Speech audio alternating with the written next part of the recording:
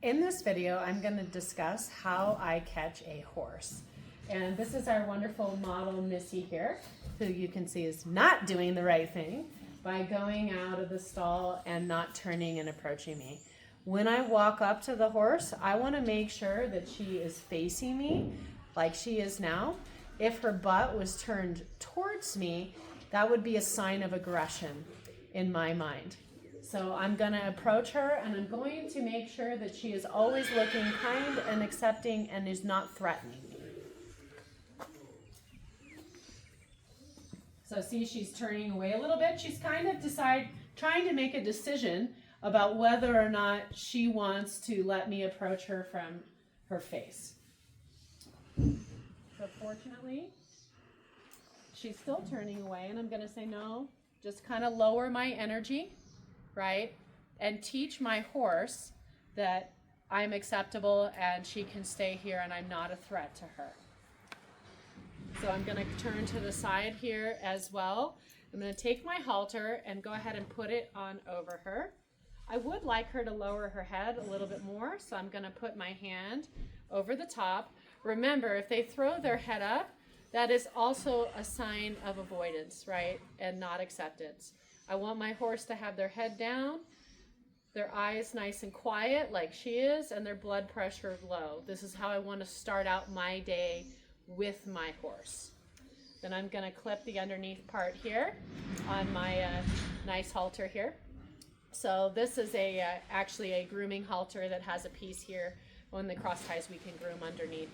So that's how I like to cheat and get this halter on and off easily. And as I leave, I want to make sure that she's not encroaching on my space. She knows not to do this at this point. She's a 19-year-old horse, but horses will push boundaries, right? So every single time I work with my horse, I have to make sure she's not pushing the boundaries. So I'm going to walk forward. I'm going to ask her to come with me. And then I'm going to stop. Nope. She was encroaching on me. She wasn't fully focused on me, right? So right now, I'm going to reinforce her training. And I'm going to say, you need to be with me and not be out there. So anytime they close the gap, they are pushing on me and being bossy. I do not want to start my day with my horse that way. So I'm going to come forward, and then I'm going to stop. Nope, same thing. I'm going to back her up now. Back up, back up. Oh, back up, and she's worried about stepping over the threshold, right? She can do it, though. Good girl. Good girl. I also learned there something about my horse today.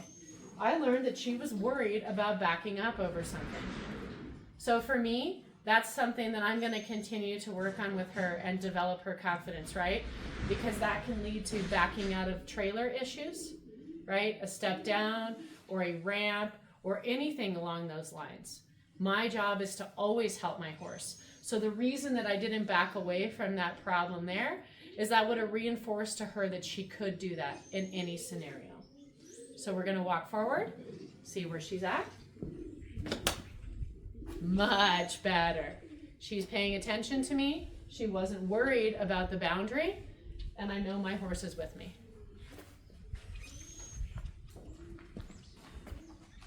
Same thing here. That is so much more respectful. So if I hadn't taken that time to work on that the moment I caught her, that might have followed me all the way through the rest of our horseback riding session today. And that's not something I want. I want a horse that's with me, that's kind, respectful, and comfortable in their own space.